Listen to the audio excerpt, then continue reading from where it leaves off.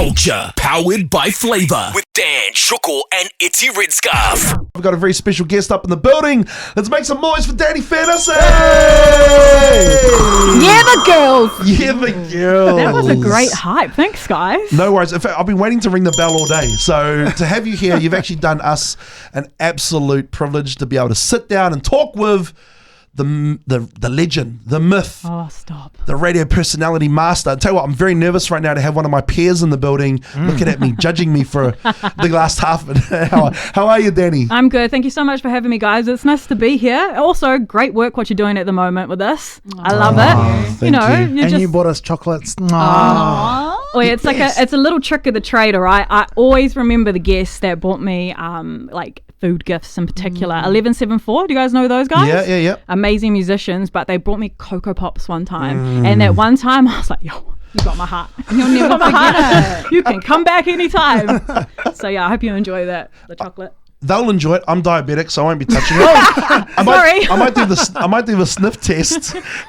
Do people actually do that? I read something like people like who are like on diets and that sort of thing. If they can't eat something, they'll go smell it just to try and get whatever connection to that bit of food. Actually, if when I used to cut weight for fights and whatnot, I would actually look at a picture of something really nice and then eat the crap food. You know, the plain healthy stuff. So yeah, kind of like the sniff too. Do they work? No, not really. Just make me more hungry. I've done the sniff before. I've done the sniff when you're like trying to eat healthy and then you just get like, I don't know, some chocolate or something and you give it a wee sniff and it's like, oh my God, it smells so good. It's just the tea. And just quickly, that was caramel that got bought in too. I bought caramel. I think, what was the other flavour? Oreo. Yeah, Oreo. Just so you know, those are both my favourites too. So I was looking at them going, WTF! What do you want next time? What should I bring for you next time, Dan? I'm on keto at the moment. I've got some seed crackers I'm eating. Oh yeah, they're the sesame ones. Are they those mean sesame ones? These ones are like a mix of all sorts of different seeds, and they're like I think they're only like per 100 gram servings like 3.5 grams. So of I'll bring you seaweed next time then. Thanks very much. Hey, so what's been going on? What's happening? Oh man, honestly, I've just been living my best life. Hey, I've seen. I've been having so much fun. Where do we start? Where do you want me to start from? Well, let's talk quickly. Obviously, you were on radio before, but since then you've transitioned through to a new part of your career. Tell us about the new journey. Yeah. So I am starting a podcast. It's a thing right now, and I thought that it's a really cool thing. You guys will know you're doing it as well. Yeah. It's on a lot of platforms for people to get easy access to. So I wanted to do something though. I wanted my topic to be something that.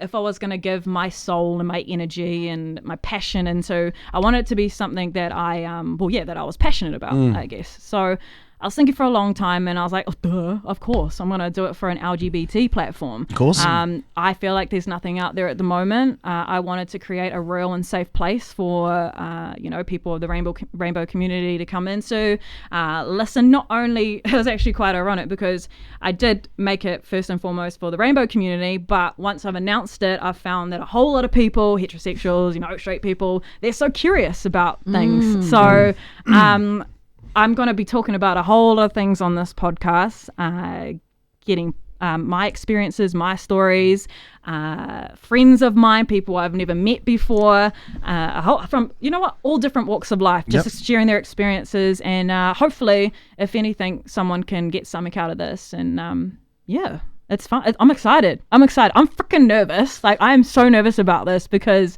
it's my baby. It's my project. I'm not in a studio where someone's telling me, nope, you can't say that. Nope, your time's too short. Nope, your tone, your pitch, your volume, everything's off. Like, it's just me. So, I'm really nervous, but I'm also so excited because I think that the idea around it is something that really needs to be talked about.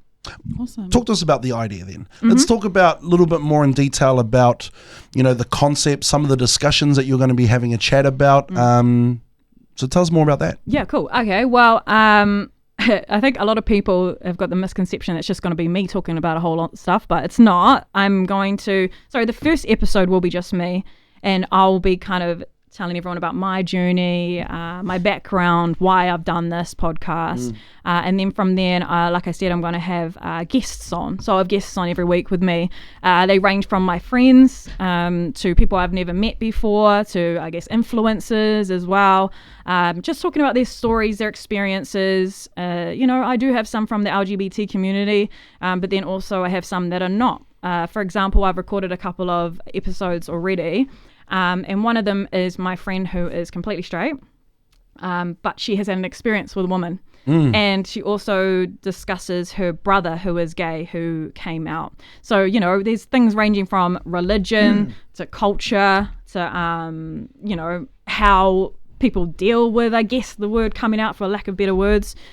So, yeah, I mean, on one of the podcasts we discuss endometriosis. So there's a whole lot of things that we discuss. I can't even like put it into like a, you know, like a niche, I guess. It's very broad. It's a very open book, and that's what I wanted. I wanted that. But I think taking it back to the LGBT, first and foremost, just a safe place for them to be able to discuss, you know, their lives and stuff like that. Because, I mean, sorry, I was just going to answer my own question. Sorry, here you go. No, that's okay. I was going to say why I came up with the idea. Well, why did you come up with the idea? Yeah, well, you know, when I came off the radio, finished radio last year on my FM, and, you know, I talked about my sexuality so openly on the radio. Like, for me, it wasn't a thing. I just, you know, I love to be real and relatable, and what I put out on the radio was me. Like, that's me. I'm not going to hold anything back. And I guess in doing so, you know, when I talked about my relationships with women, I got a response back from people that were like, Dani, like, thank you for talking about that stuff. You know, just the way you normalize it makes me feel so comfortable and so, I guess, okay. But in getting that, I was grateful, but also I was like, what the heck? Like, people actually think this? Like, I'm just talking about my normal life, but I didn't realize it was such a big thing. So when I came off and, you know, I ultimately lost that platform to talk to that many people, I was just like, okay, I still have a voice. I still want to do this. So this is why I created this podcast platform, Diaries of a Dyke, where I'm still going to talk about that kind of stuff, and I still want people to feel comfortable and, you know, I guess okay with their sexuality, because there are a whole lot of people that don't. They really don't. They feel like they're alone in the world, and that's exactly how I felt. You know, when I was growing up, I didn't know what the heck gay was, you know. If I look back, I've liked girls since I was like 6 years old, but I didn't know what it was. I was just like, oh, okay, this is a normal feeling. And because I didn't know any gay people. Like, I didn't know what gay people was. And I was just like, I think when I got to an age where I was just like, okay, so guys, men and women, they date and they kiss. So what I'm feeling towards women, it's not normal. Like, what the heck is wrong with me? I thought that something was wrong with me. That must have been quite confusing. Yeah, 100%. Especially because I didn't know what being gay was. It was never talked about. I never had a platform, you know, to kind of vibe off until I got to Shorten Street, and, you know, Maya and Jay, Anna Juling, I can't remember what the other chick, remember? Yeah, remember those hot lesbians? Yeah. So I used to watch them, and I was like, oh my gosh, there's two girls kissing. What the heck? This is like, something maybe is okay with me. Like, maybe it's a normal thing to feel. And so I guess that was a media platform. Shout out to Shorten Street for doing that storyline as well. So yeah, I guess when I got to that, it kind of made me feel like I could explore it a little bit. Like, you know, and I just remember that feeling that I was like, okay, not broken. I'm not going to die. You know, like, I'm not going to get hated for just because I feel this feeling. But, you know, it's a real, true feeling. And that's what I felt genuinely up until, I guess, I came out. You know, I don't like to use that word because you shouldn't have to, like, come out. But until, I guess, I told my peers and my family, you know, okay, guys, I like girls. Because I had boyfriends as well. So I had boyfriends, and so I guess no one assumed it until I started dating a girl, and then everyone's like, sorry, what? But then also it's so build-ups, because you think you're like, oh my God, I'm dating a girl, everyone's going to hate me, no one's going to talk to me, and then, you know, you do it and everyone's like, oh yeah, sweet. I'm like, that was the biggest build-ups of my life. Like, why didn't I not just say this? Well, where we're at now is completely different to where we were at 10 years ago or 20 years ago. Like, honestly, it is so different. And actually, the segue from your journey there as a member of the LGBT community through to podcasting is quite an interesting one, because podcasting is able to open up a platform to be able to talk about those things openly. And I think podcasting has helped mainstream recognition of other women and men in certain journeys that once upon a time might have been a little bit taboo to talk about on a mainstream platform. So, you know, it's really, really, really, really cool. And I think there's going to be a lot of people interested to hear where you head at in your next journey. Of course, March 26th is when you're looking to launch the first episode of your podcast. And Diaries of a Dyke. Yep. You can find it on Instagram, yeah? Diaries of a Dyke. Just jump on Instagram, give me a follow, give me a DM. I'm usually on there checking things. So, yeah, it's been really cool and really overwhelming, actually, the response I've got already. Because I didn't know what it was going to be. I was like, no one cares about your journey, Dani. Apparently they do. So I'm excited for it. I'm excited for this platform because I think that it's really important. You in a relationship? Yes, I am. Yes. And just being like a media personality, and especially the subject of your podcast, do you find that you have to be careful about what you open up about? Are you does your partner worry about the things that you will say in case they might get or your issues might get, you know, shared to everyone? Dirty laundry? Yeah. It's you definitely have to have some good communication skills being in the media world. I'm actually really grateful that she also is. So we get each other on that level. So that relationship it's amazing. Like we get each other, the communication is awesome. Speaking on past relationships, maybe when I was on the radio, because radio is harder. It's live. You say stuff, boom, people hear it. That's more hard for the fact that I'm a completely open person and I talk about everything, you know, and I learned the hard way that, you know, when you're in a relationship in the media, people actually care. You're in the Woman's Day yes, at one point. Yeah. I was in a relationship on the radio. I was just like, no one cares, Dani, like la la la. People cared. Like they got into the relationship because I was like, you know, I put it on social media, I talked about it on the radio, and I did that because I'm open and also because I wanted to, you know, people that were in maybe a gay relationship to feel comfortable, but kind of bit me in the ass in the end, you know, when I went through a breakup and, you know, people felt like they were a part of the relationship, which, you know, I wanted them to feel that, but it got a little bit ugly in the end because people get involved and they want to know questions and they go back to your ex and ask, you know, all these crazy things. And, you know, she didn't ask to be in that kind of light, I guess. So learnt the hard way from that. So coming into this next relationship, definitely open with the communication, definitely open with the respect and that kind of stuff. So it can be hard, but also this is what I wanted to do, you know, and coming into a relationship with me, I make sure it's clear that they know, you know, what I want to do. And I never ever want to hurt anyone and I'm never forcing anyone to come into this kind of, you know, thing. But for me, it's more important to talk about this kind of stuff, you know, like on Diaries of a Dyke than to not. So... So yeah, we were talking earlier, and we were talking about you coming out. So how old were you when you announced to your like friends and family? You know, my close friends, I feel like they knew without me even having to say anything. But the scariest thing was telling my mum. Like I was so scared. Like my mum and I, we had a pretty good relationship, but that was still in the day where I was like, there's something wrong with me. Like, you know, I like girls. It's not okay. Like, it's not normal. So I couldn't even come out to, you know, anyone. I was afraid. And the reason I came out was because I was in a relationship with a woman. My first girl relationship. Oh God, you never forget them. You never forget them. How old were you? I was about 20, I think. About 20, yeah. So I'd been with girls, but I hadn't been in a relationship. So that was like really, because, you know, girls have sex, you know, it's a thing. You don't think you're gay. And so this was a relationship and I was like, God, shit. And I really fell in love. Like I fell in love, but she wasn't so confident with her sexuality. So it was a big secret.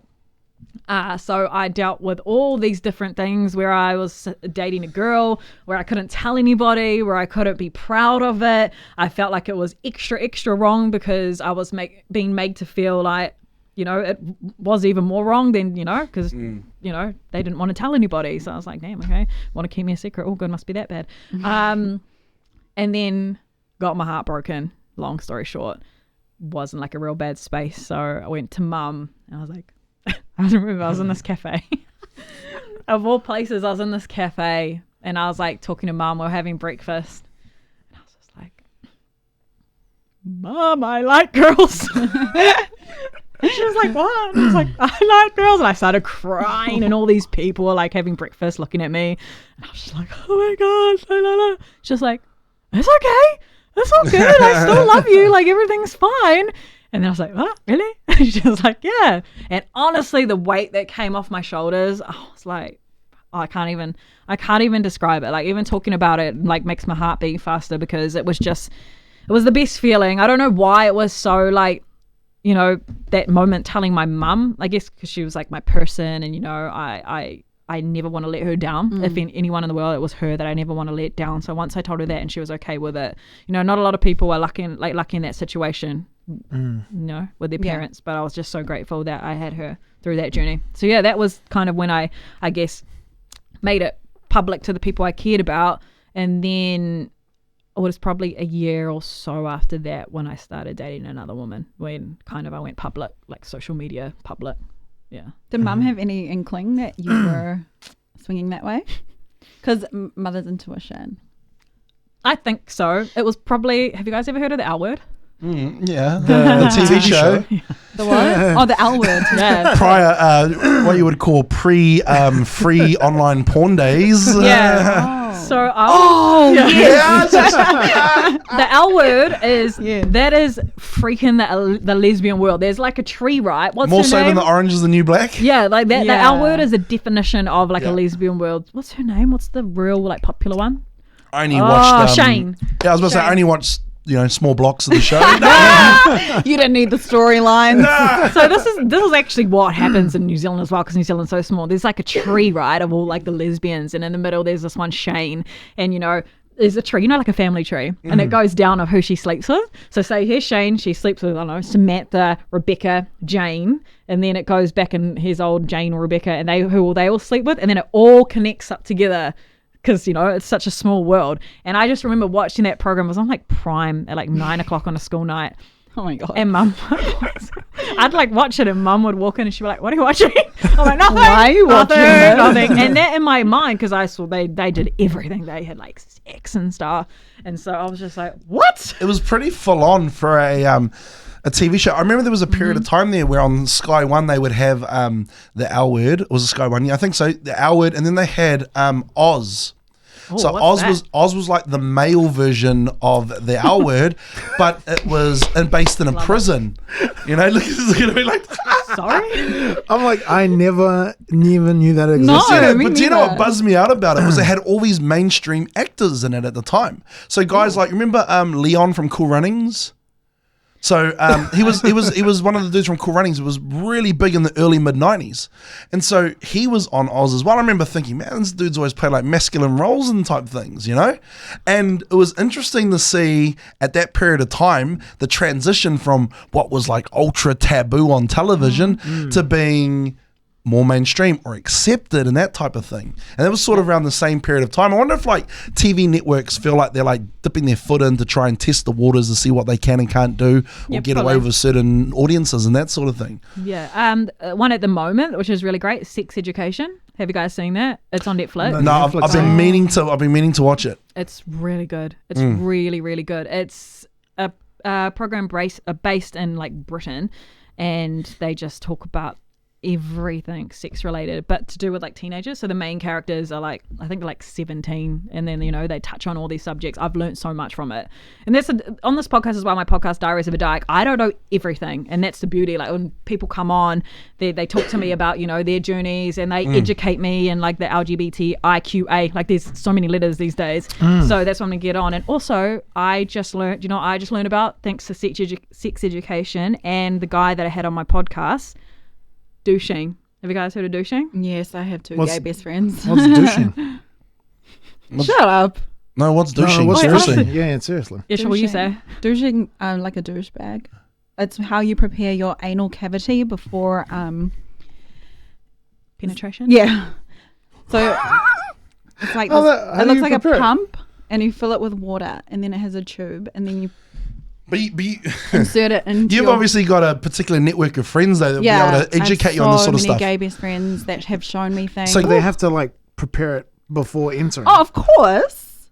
Otherwise, But this is what's great, because honestly, I didn't know either. I was Did you just, not? I had no idea. I was like, what the heck is douching? So that's the beauty of this podcast. I don't know what douching is. I've never heard of it. Hard. girls also can douche. Yeah.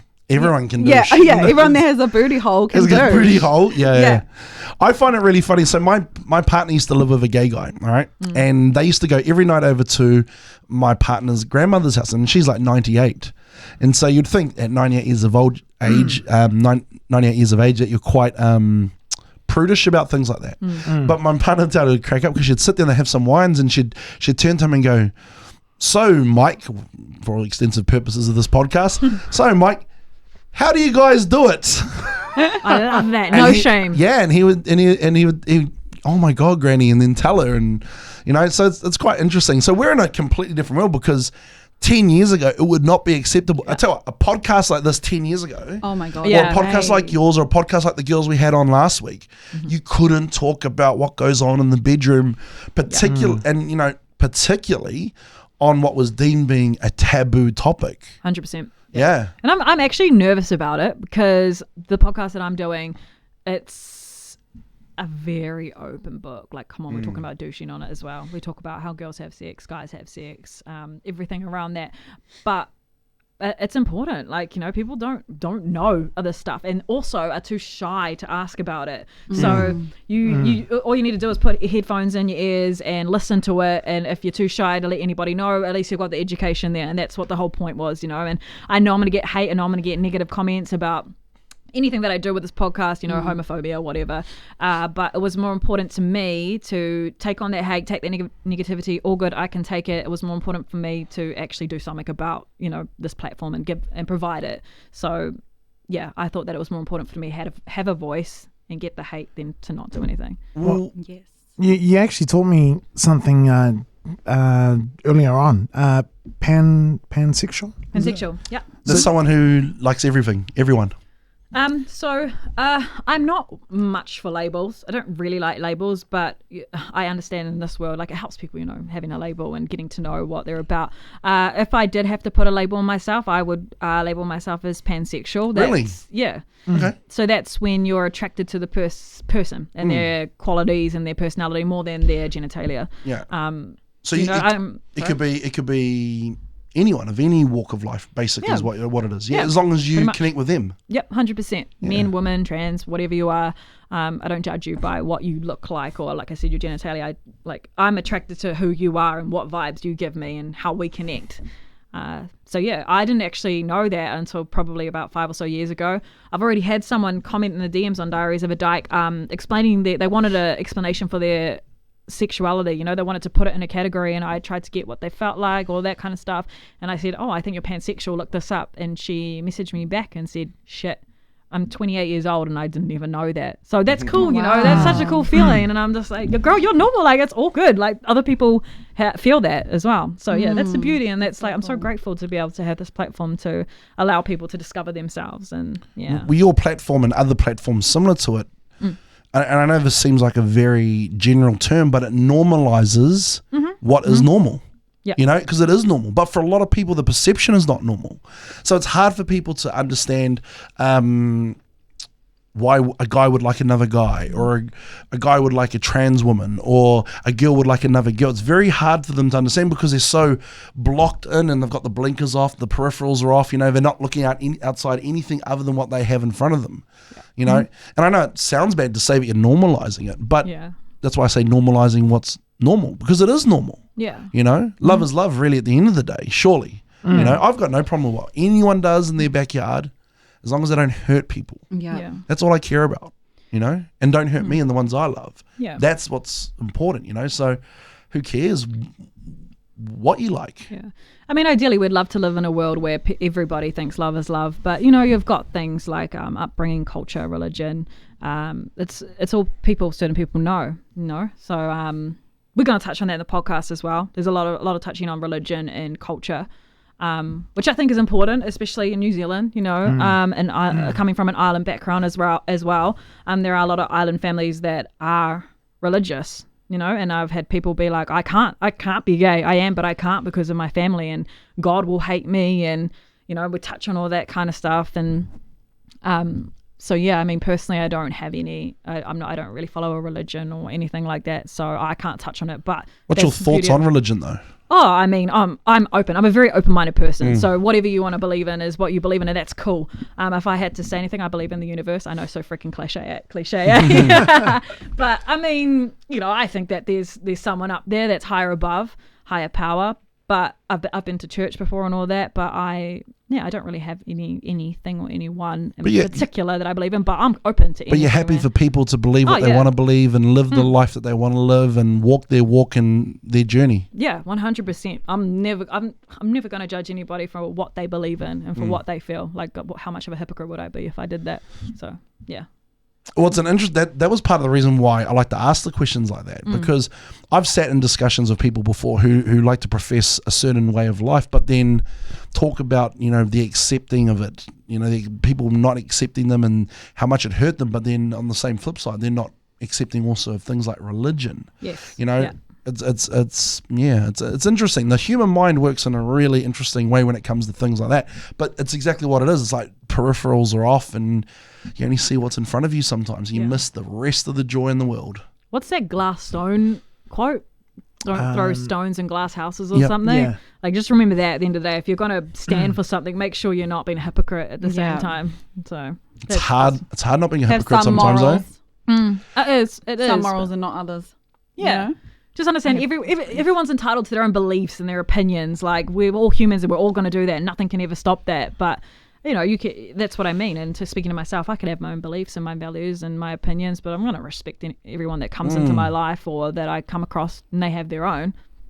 All good. That's what it is. It's respect, isn't it? Really. And a lot of people don't live with respect as a value that's like a core value for them in life. It's a self journey as well. It really is. Like, I've been on a self journey for the past, my whole life really. But, you need to learn yourself and what your values and beliefs are and what makes you happy. And if you can get on that, like, I've found that in myself, when I've been on that journey, and now I can say I'm at a point where I'm actually really happy with who I am and how I am. And it hasn't always been like that. It really hasn't. But if I can be like that, then I can, I guess, hopefully portray that to other people and they can, get that energy and maybe guide them on a certain path or whatever. Self-love is super important, and people, I think, they don't take it very seriously. I'm wearing a freaking jumper. I was just about to say self-love. Love that. H&M, always such a good deal. H&M is so good. It's freaking hot though. I should save it for winter, but yeah, I loved it. Loved the quote. So yeah, self-love. Are you happy? Yes. I'm happy, man. I've been on a journey, that's for sure, but I'm so happy to have my passion back, to have to give something. Because when I left radio, I was just like, I'm not going to do anything that I can't put my soul into. Because, being in radio, that was my passion. I gave my soul, I gave everything to that. I gave my whole life to that. So when I came out, I was like, hey, I'm only going to get back into it if I truly believe in my creation and what it stands for, and I'm passionate about it. And in doing so, creating Diaries of a Dyke, I found myself again, these last couple months, because it's been like 3 months since I've been off radio, and it was a hard transition. It was real hard because I just didn't know what to do with myself. Usually when you're in radio, you get in, I'm always thinking, you're always thinking of content, always thinking of ideas, thinking of what you're going to say, making sure everything's all good for your show. And then it just stopped, and I was like, okay, what do I do now? And I'm someone that, I love to be creative and I have lots of ideas, and I want to really, at least try and use my voice for something. And when I came up with this, I was just like, okay, cool, this is something I really want to do. So I put everything into it. And I just hope if it changes one person's life and they listen to it and they're like, cool, I feel safe, or thank you, Dani, I feel normal, then it's all worth it. So yeah, I'm on a good journey at the moment. I'm super happy. So the beginning of your journey, leaving radio, where did it begin? What did you do? When I first left, honestly, I just took some time for me. I'd been doing radio for probably about 10 years, and I was tired. Like, I'd put everything into it. So I just took some time. I went down to the mountains where my partner lives, went to the beach every day, slept, had coffee, ate, I guess normal things, nothing too exciting. Went back home to Rarotonga, spent some time there with my family. That was super nice. Because like I said, I guess when I finished, I lost my identity a little bit. And because I'd been Dani from Mai for, so long that I just didn't know where I wanted to go, what I wanted to do.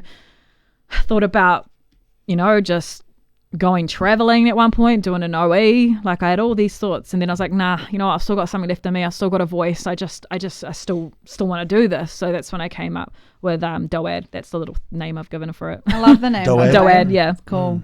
Yeah, but I mean, you know, radio is still my passion. I love media. I love music. I love doing this kind of stuff, you know, vibing with people. So I don't know. I have no idea what's going to happen in the future. But for now, like, I'm sweet, and, you know, whatever opportunities. I'm a huge believer in the universe, and everything happens for a reason. I've got it tattooed on me, que sera, sera. Whatever will be, will be. Such a basic bitch tattoo. I've also got a diamond and an anchor. Oh my God. I don't mind tattoos like que sera, sera, as long as it's not like on the tramp stamp spot. God, no. Oh, No, I'm kidding. No, I'm kidding. No, it's on my ribs. Oh, no. Nah, okay, well, that's all right. Yeah, but it has more meaning. It was like my nana's favorite song, so that was the first tattoo I ever got, and I was like, oh, cute. And, Where's your diamond? it's here. Oh, here. I'll hear it. Yeah, I've got an arrow and a diamond, but that was mainly because my friends were getting tattoos, so they're little finger tattoos, and they're like, please get one with me. You know, 18 years old. I was like, yep, sweet. Now they just look real faded. Don't get finger tattoos because they just fade. Yeah, they fade. They fade, and they just Ew. look like real, you know. I always wonder how people used to get the mustache, so I could do yeah. the Funny, yeah. It lasts like 6 months. It lasts like 6 months, and they look at it for the rest of the oh my god. Or the guys and girls that got tattoos on the inside of their lips that had like that said something like help me or help me or swag. I know someone that's got pussy, like the word pussy tattooed on her lip. Yeah. So she's just like, I got pussy on my lips, you know. Wow. It's not going to be hot when she's 65. It'll probably be gone. Her grandkids are like, Granny, what's that? What does that mean? I used to really like cats. Yeah. I used to have a lot of cats. Yeah, good old tattoos. I stopped for a little bit. I got a bit. Tattoos are my kind of thing. Like, if I'm going through a new stage of my life, I get one. I don't know why. Like a breakup, I think, usually. So I've got probably like 10 tattoos.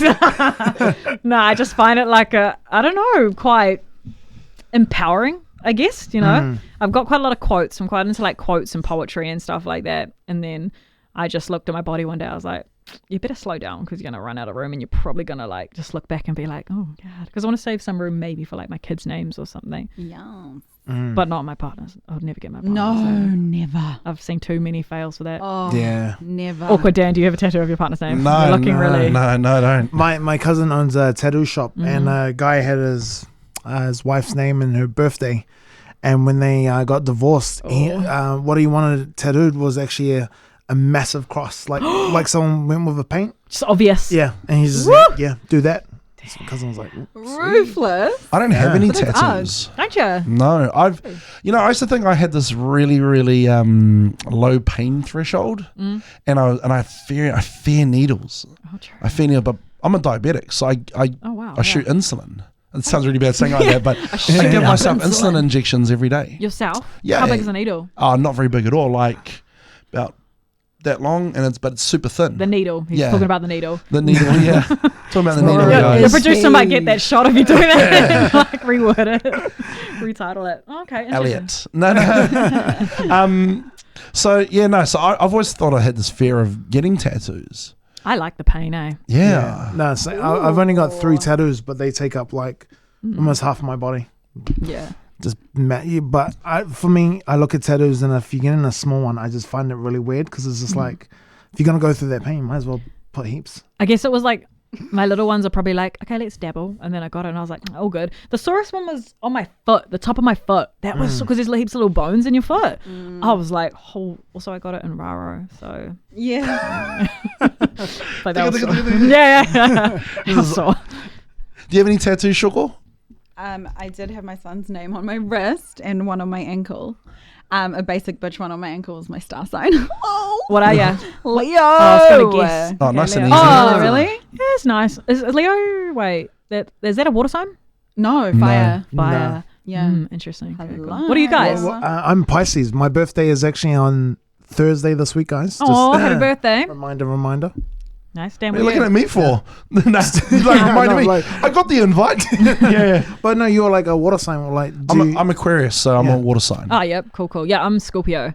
Yeah. All my exes What are a- Scorpios. Blech. Oh, Leos and Scorpios are supposed to get along, but maybe Maybe not. as Apparently friends. Maybe as friends, but not lovers. Maybe Yeah, just not with maybe. Shoko. Yeah. Maybe Shoko just doesn't get on with them. Yeah.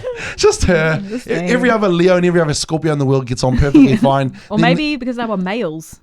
Yeah, no, they're Scorpio Oh, male. Oh, there you go. You might need a There you go. dabble. Jump over a bit. Not the tussy. Not Tussy. Hey, don't mock do it till it. you try it. No. You've never been interested in wanting to be with a woman before? Sorry? The shock on her I thought face. it was Dani Fennessy's podcast. Well, no, but it's I'm here interesting, for any though. advice if you want. Yeah, it's quite open conversation. It's never been something you wanted to give a try. I've had thoughts when I'm very intoxicated. Ah. But I feel like That's where it girls. starts. that's where it starts.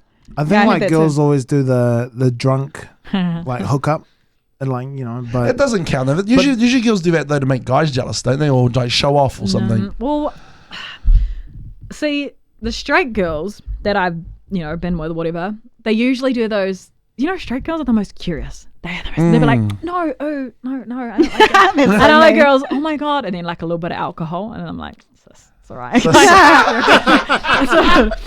But like drunk minds think sober thoughts. So, but they'll do those ones that are just like, oh my God, no. Like, and then you end up like pashing because she's like, the girl's like curious and just wants to like, even though I've never really had like a club hookup. Nah. You don't seem like the club hookup type though. Nah, I don't know. You don't know. Also, you don't know who they are. You don't know where they've come from. They might have like a family at home or something. Might have a partner. You just don't know. So, I mean, I won't say I have never done it, but Yeah, I'm not the club hookup type. Just 7 times in August. couple. No, Not at your guys' clubs anyway. yeah. true that. And people know who you are at our clubs. Yeah. So, I mean, you're in a relationship now. Everything's going dandy. Yep. Fantastic stuff. You're commuting though between Auckland and the Mount at the moment. Yep. So, my partner, she has to stay in the Mount for work. Not a bad place to be for work either. It's so beautiful down Great there. in summer, Yeah, I'd live down there if I could, but but quiet in winter. yeah, it's not. It's nice. It's so nice. You can walk the beach, grab a coffee. No one's there. But Mahi's up in Auckland, so kind of just commuting back and forth between then when I can. Just grateful that I can actually do that. Grateful there's actually opportunities up here for me as well. The beauty about the podcast is that, you can travel with it. I don't have to be anywhere in particular, 9 o'clock on the dot. I run on my time, which is sometimes bad because I'm a procrastinator. So it's been learning as well, me getting my A into G and being like, yo, Dani, you've got to record this, you've got to edit this, you've got to have this out. So I'm aiming to have a podcast every week. You are my spirit animal. Yeah. Honestly, Maybe it's a radio thing. That is me. Honestly, I'm there on a Monday and I'm like, oh, I really need to get up and edit this video so we can get this Yeah. podcast up online or get our highlights done and all that sort of stuff. But oh my gosh. Leave everything to the last minute and then you panic and stress panic and I Yeah, get moody ass. That's so typically me. Maybe it is a radio thing. Maybe. Do you want Who to? knows? Do you want to get back into radio? Yeah. Yeah? I do. Like if the right opportunity came up, I think I would jump at it because I love it. Like it's my passion. It is my passion. And when I did do it, I loved every minute of it, You were good. You Thank are you. good. I should You say. are. Thank you. Sorry, Yeah. you are good. So good. I Thank was. you. I think I expressed multiple times how good I thought you guys were and sound. And I've said this before. I'm a nerd. I listen to every radio show I possibly can. I like not necessarily for the purpose of being a sponge, but because I'm just a judgy prick. But Very cool. but no, definitely though. I have what I don't like. I have things that I like and all that sort of thing. I always thought that you were just incredible, like really, Oh my really gosh, stop good. hyping me up. Well, yeah, but you both had a really great connection.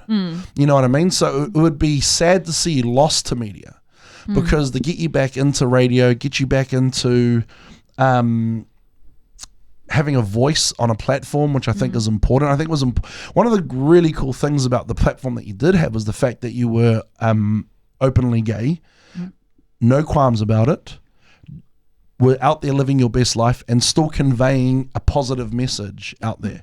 And I think without having it on air at the moment, we lack sometimes the diversity. Do you know what I mean? Like urban radio was created. Let's be honest here. Urban radio was created for brownies to get onto the radio, because in the late 80s, early 90s, there was basically iwi radio, and then that was it. All right, and that was the only way that Māori or Pacific Islanders got into radio.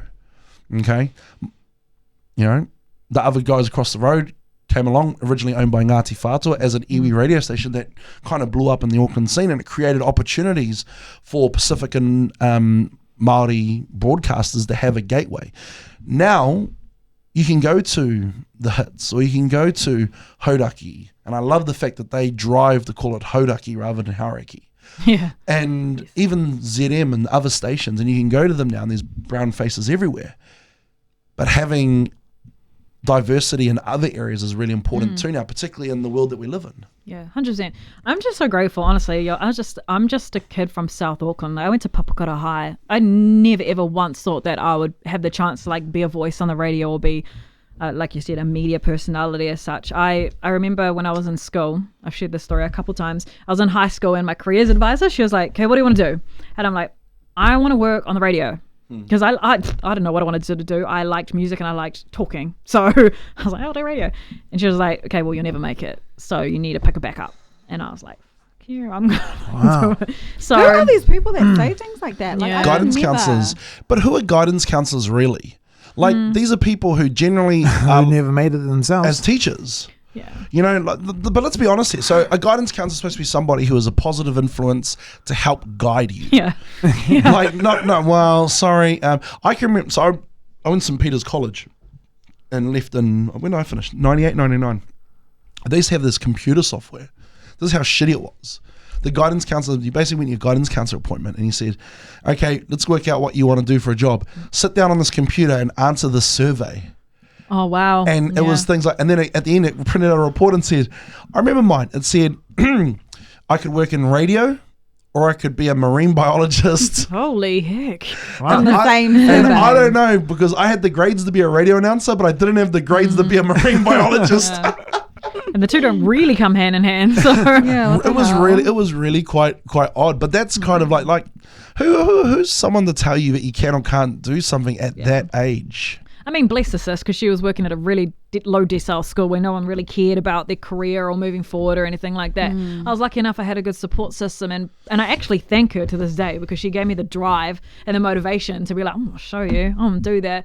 And like I said, I was from South Auckland. I never went into the city. To me, the city was like this foreign place that you had to catch a plane to. That's how I feel about South. That's how Yeah. we feel about South. It was Manukau. That's how I feel about South. Yeah. Anyone that lives in South Auckland, they'll tell you that damn Takanini motorway, it takes so long to get into town. So It's taking damn long to get finished. yeah, well, yeah, exactly. If it's finished yet. But so I guess when I went to radio school in town, I'd caught the train from Papakura to town, so that was like an hour there, an hour back every day.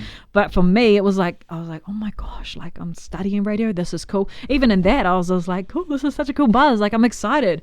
And then actually, do you know what's funny is the very, very first promo I did was for Flavour at a Warriors game. I was at a Warriors game and I thought it was the coolest thing ever. Like, I just gave out stuff, that's all I did. And I was like, oh my God, this is so cool, like the hype and stuff. And from there, I just said yes to everything, like to everything. I worked, my flatmates actually, when I was in this period of my life, they'll tell you that I said no to all the parties. I never went to any parties, never drank, sacrificed all that, because I was up doing like 6 a.m. promos, doing like damn round the bays and all that kind of stuff. But I knew I wanted it. So, and also, not just, for me, but for my family and everyone from South Auckland as well. Like, I'm really big on that when I on the radio. I just want people to know, just because you're from a certain place that sometimes gets a bit of shit, gets a bit of flack, you can do anything you want. Like, if I can, you can. Like, you can do anything with a little bit of motivation, dedication, passion, and work. You could be anything you want to be. What was the shittiest radio promo you ever had to do? Or the most embarrassing? I'll kick off. Yeah, you go. You've got one, obviously. So, yeah, it was 2005, and I was doing promotions with New FM. And the movie came out, The Pacifier, with Vin Diesel. And so we went out and do you guys remember Jandals from New? Yep. So I was, back then, Jandals, who's to me one of the best, most underrated radio personalities ever. All right, the guy, amazing. Was he with Nate? Was it Yep. Nate and Jandals? Yep. Was it? Yeah. So long before that though, Jandals was like the guy out in the streets. Like, Okay. Street team, represent. So he'd be the guy do the crosses. We're going to cross over now to Jandals who's out of Puck and Save, Manuko, da-da-da-da-da. And I had to dress up and wear an adult diaper and pretend to be a baby and crawl around Pack and Save Manuko. Well, meanwhile, Jandals was dressed as like an army fatigue. Oh, so he was Vin Diesel and you were the baby. He was Vin Diesel and I was one of the babies. There's about 3 of us. Oh my gosh. Bear in mind, I'm a big guy. I've always been a big guy, 6'2", always, chubby aside. And I'm wearing this adult diaper. No, Did it even fit? Whoa! Not the fat shaming. This is the 3rd week in a row. Last week it was itty. Do you have any photos of that? I would pay money to see a photo of that. There might be something somewhere. Maybe Henry has it, but It was probably a king size sheet. Oh, sad. Sad. Sorry. No, you're good. Hey, but look where you are now. All good. Yeah, from So worth diapers to. I was gonna mark it down as another section. I got to edit out of that one. Shuckle. Hey, Sorry. it's pretty big talk from somebody wanting me to edit out where she works. You better edit this down too. I've got a bit of a more serious question. But anyway, we were talking earlier about how 10 years ago was much more hard, much more taboo. But in 2020, what are the most difficult things for lesbians or people from the rainbow community? Is that the best way to describe it?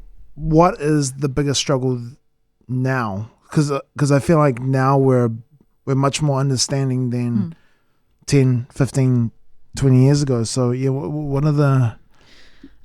I would say, I was going to say marriage, to be honest, but it's getting a lot better. I mean, you can't get married back in the Cook Islands though, because I'm from the Cook Islands, and that's not legal over there. Oh, it's not. Yeah, it's not. So that's my understanding. But you would still have to get the marriage license and stuff done here. Yeah. So I don't know how it works if I wanted to go and get married over there. I still need to look into it. But to be honest, I'd be a bit scared to go over there because all my family would take over. But You have to invite everyone. Yeah. I don't know how deep you want to get with that, but do you know what is like for me? What really pulls at my heartstrings is the fact that I can't have a baby with my partner. That's still not a thing. I don't know if that will ever be a thing. I'm like shooting for the stars here, but we can have sperm donors and stuff like that and adopt, but it's just that fact that. When you're with someone you love and you want to share like your DNA and bring a life into the world and stuff like that, you can't do that yet. You can't. Well, I say yet because I'm like manifesting and hoping for sometime like 100 years in the future that maybe 2 women can make a baby. Who knows?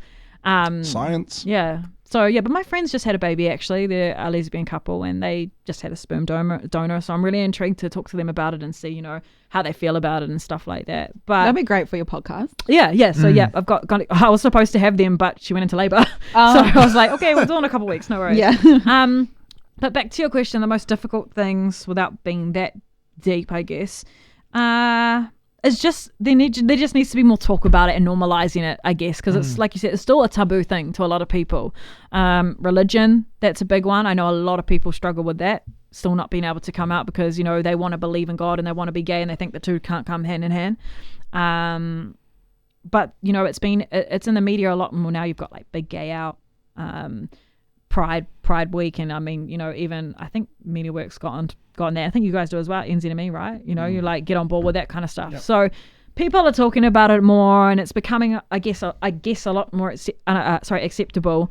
But there is still a lot of work to do. Where that starts, I guess I'm trying to create that platform for it, and who knows what could come out of it.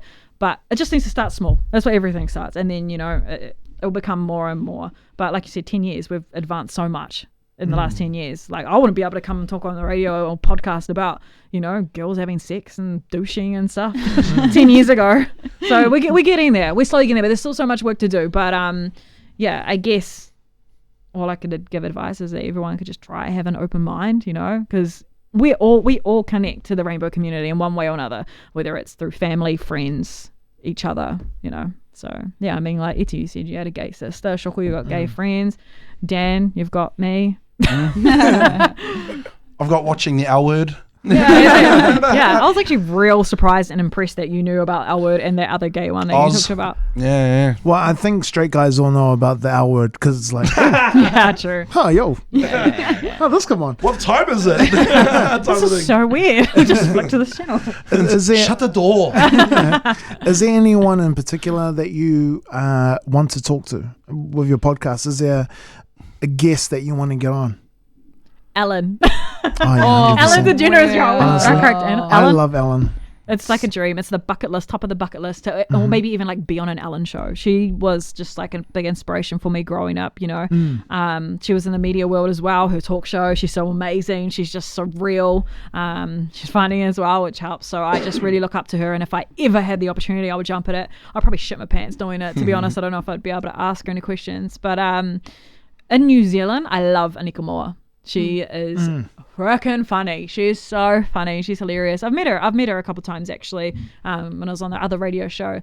But I guess just getting her insight into like this kind of stuff as well will be real cool. You know, she's got a family as well, so there's that side of things. And a strong woman, like really very strong, not just as a personality, but a strong woman. You know what I mean? Yeah, 100%. So actually, I'm just lucky that and grateful that there are women in the community that are like that. You know, that I can look up to, and I guess get in touch with if I need and stuff like that. So it's nice to feel that here in New Zealand there are people that would support me and are at the same stage. And I've actually been opened with wide arms, which I was surprised by, to be honest. Once I announced Diaries of a Dyke, I was like, shit, I don't know what this is going to be like. But I've had people from the LGBT community all over the world. Actually, I had someone that I think she's a Kiwi, but she lives in the UK at the moment. She was like, I'm coming over in a month, can I please be on an episode? And I was like, come over, I want to crack America sus and UK. So there's that. And also curious people, a whole lot of curious people just wanting to know anything. So I mean, this is open for everyone. If you're curious, if you're gay, I don't care anything. Just slide into the DMs if you're a little bit shy. I'm finding that a little bit. People are a little bit shy. I opened it up on my Instagram. I was like, if you want to know anything, let me know. But people are more inclined to slide into the DMs. That's cool. That's so cool. I'll answer anything and everything that I can. And if I can't, I'll get someone on the podcast that can answer it. Because I can't answer everything. I don't know everything. Because it sounds like the basis of the topics is not necessarily rainbow targeted content or rainbow based content. It's everyday walk of life, all sorts of people, whether you be black, white, yellow, straight, gay, lesbian, whatever. So, I mean, really for you, it's your diary of your everyday life because you're connecting with so many different types of people every single day. Yeah, I'm the Dyke. Yeah. I'm the diary of the Dyke. No, actually I wasn't. It was honestly just a name because I'm real on big on alliteration. Yeah. And I was just like, Diaries of a Dyke. I was like, that sounds kind of cool. But then I was like, shit, I reckon I'm going to get backlash from Dyke because, it's such like a slang that people throw around. But I heard of this story that this little girl was afraid to go to school because she kept being called Dyke. And I was like, you know what, if we don't normalize it and we don't talk about it, then they're just going to think Dyke is a horrible word. It's just like gay. People throw it around every day. They're like, gay, or you're gay or whatever. People don't really second think anymore. So I just wanted to be like, oh, Dyke, it's just a word, it's a slang, don't worry about it. And I wanted that little girl to turn around and be like, have you heard of Diaries of a Dyke? It's all good. You know what I mean? So that's awesome. Just trying to normalize everything, honestly. It's 2020. You can. If you want to do it, it's going to be now. So, yeah. Normalizing the normal. Cool. Yeah. I'd really like to see you have, as one of your guests, a religious person, like a Brian Tamaki type person, but more because not that intense. but like for me, it's more. There are certain people like him that are very vocal about religion and I don't want to offend anyone, like the gay community, and I feel like everyone thinks that his voice is the voice of all Christianity and stuff like that. So. But I always feel that when he says these things and put that kind of energy out there, he's in a sort of safe bubble where it's just him and his followers. He's not having a conversation, not necessarily a debate, but a conversation with someone. And he almost creates like this monster that's not really there. So, hopefully, you can have a conversation with him. Yeah, well, that's the beauty of the podcast. Like, I'm going to have a whole lot of walks of life on it. The episodes that I've recorded so far, we do touch on religion. I mean, not any pastors or anything like that, but someone that was brought up in a religious household. that felt like they couldn't come out. Like we touch on that, but I guess someone that comes from directly in the church would be quite interesting as well, because there's this big thing where people just think that if they're involved in the church in a way, they hate gay people. It's just this world we live in where people think that, and they think that all gay people hate people that are in church. That's not right. Gay people that I know go to church. People that work in the church, sorry, not work in the church, people that are involved in the church, they open armed, open arms. Open arm. They have open arms to like allow gay people into the church. So. Well, it's interesting you bring that up, because I can remember, yet again, we talked about it a decade ago. The rhetoric amongst a lot of the main churches was that the Bible says that being homosexual is against God's will, or it's spoken poorly of in the Bible. But one of the cool things though in the last few years is that you've seen like the Anglican Church come out and actually have leaders within the church come out and say, well, actually, God is accepting of all people, type of thing. In fact, one of the good things with the Catholic Church, if you think about, well, firstly, who the Catholic Church are and what their rhetoric has been for so long, and then you associate it to some of the negative aspects of their ministry and the people that they've had within the clergy. The Pope, though, has sort of said, well, that shit there is terrible. That's the real sin. Not being gay. So we're living in a world that's evolving and changing, and it's just completely different. It's a great world to be in, like really. And even as a straight male, being able to look on from the outside and look at some of my friends who are gay and think to them like, cool. Or some of those guys that I know who are, or girls that have not yet come out, to think that, well, you're going to be in a world that's going to be more accepting of you. I can't wait for you guys to have that opportunity. Yeah. I guess it's getting to the point these days where it's not the actual act, it's how the act is, how people take it and respond to it. And that's what we're trying to, change, trying to just keep open minds. And it's quite funny because I feel like there are a whole lot more people in the world, in New Zealand. New Zealand's so small, that, like I said, connect to the rainbow community. So, it's going to be interesting. I'm excited. I'm excited to get all these people on as well. And I'm excited to get educated myself and to educate everyone else. So, What else makes you tick? Sorry. Haven't been asked that in a while. I love music. Of course, I love music. I love traveling. Traveling wherever I go. I haven't been many places, to be honest. I'm real bad. Like whenever I get a chance to go somewhere, I go back home to Rarotonga, and everyone's like, why do you keep going back? And I'm like, well, because I can see my family. It's beautiful. It's great for time out. So I go back at least once or twice a year. When I can, I road trip anywhere in New Zealand. I just love traveling and experiencing new places, nature, the beach. I'm real basic, really. There's nothing really too crazy. Like I'm always usually working. Well, I have been in radio world. I was always working. That was my life. But yeah, whenever I get a chance to just relax, I'll be either drinking coffee, eating, sleeping. Honestly, I sound so boring, but there's nothing really like too extravagant to me. Yeah, I'm just real chill. Just real chill, hanging out with family and friends. I'm a big family person. So yeah, enough of them. What other goals have you got sort of, in play for you moving forward, the rest of your journey? Well, not the rest of it, but your next step in your journey. I'm real bad. I'm not a planner, honestly. I just take every day as it comes. So I couldn't even tell. When people ask that question, they're like, where do you see yourself in 5 years? I hate that. I'm like, yeah. I don't know. Right now, yeah. I don't know if it's a good thing or a bad thing, but I live very spontaneously. So like I said, I don't know if it's a good thing or a bad thing because I stress out about it and then I love it at the same time. So I'm just a big believer. You never know what's going to happen. Last year was a massive learning for me as well for that. So I've kind of taken that like mantra on, and I'm just trying to live each day and do something positive and makes me happy. This podcast is really important to me at the moment. So getting that off the ground and seeing where that goes. Radio, maybe if anything comes up anytime soon.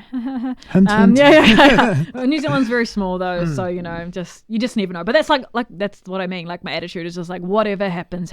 Like I can't force anything. I just need to wait for the opportunity to come up, and if it does, grateful. Just grateful for anything that comes my way. Really, I'm so spontaneous. Anyone will tell you that. I'm always like a gypsy, just living all over the place. I'm never really put for a long time. But I like that. I like to change. I like change. So yeah. I don't know. Who knows? Watch the space. Well, we're all excited to see what's next on in the journey. We're excited for the podcast, 26th of March, Diaries of a Dyke. Yes. You can Thanks, check her guys. out again, like we've said before, on Instagram, Diaries of a Dyke. And, 100% on behalf of all of us, best wishes. Thank you for coming in today and having a little bit of a chat with us. Thanks, guys. Before we go, if you could give one message out there to Aotearoa, what would it be? Just be proud of yourself, because I'm proud of you. And if you think no one is, don't worry, I'm here. I'm rooting for you the whole way. No pun intended, but I got you. I got your back. Sorry, I missed the pun. What was it? We'll tell you about that afterwards. You of all people should know the pun. Thanks, guys. Thanks again, Dani. It's a privilege to have you on once again. Diaries of a Dyke, 26th of March. Check it out on Instagram. Woo. And been awesome to have you. Thanks a bunch. Thank you. No worries. This is Kulture.